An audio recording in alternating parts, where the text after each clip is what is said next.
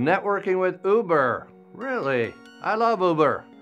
I first used it in Chicago on Memorial Day. I used to work at JWT Chicago in the Hancock Building.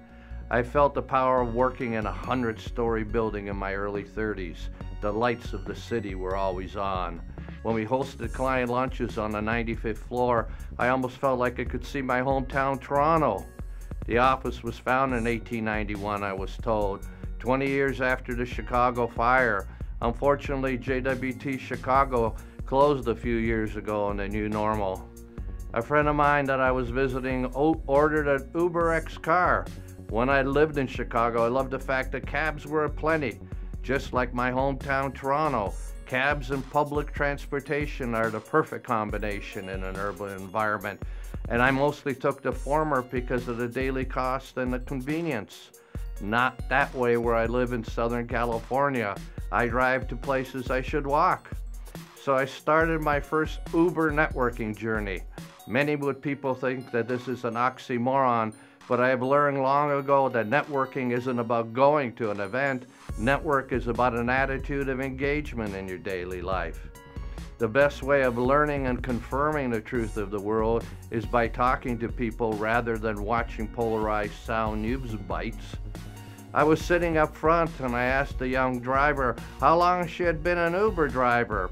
A few months, she said, as we passed the newly gentrified area that I didn't know when I lived in Chicago. I worked in a dead-end job and I was bored, she said. This is a better way to meet a lot of people and make more money and control my own schedule. Sounds like a plan. I sensed the pleasure of not having your mind atrophy.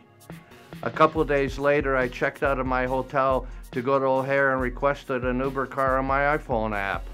Since I was outside a hotel on the North Shore of Chicago, I was being honked at by every cab and limo driver that passed me. They now seemed a little obsolete to me as I looked at the progress of my Uber driver on my phone, but I could feel their need to earn a living. I'm just waiting on a friend, I said. Then I popped into his Toyota Camry when he arrived. He opened a back door which gave me a clue where I should Uber sit.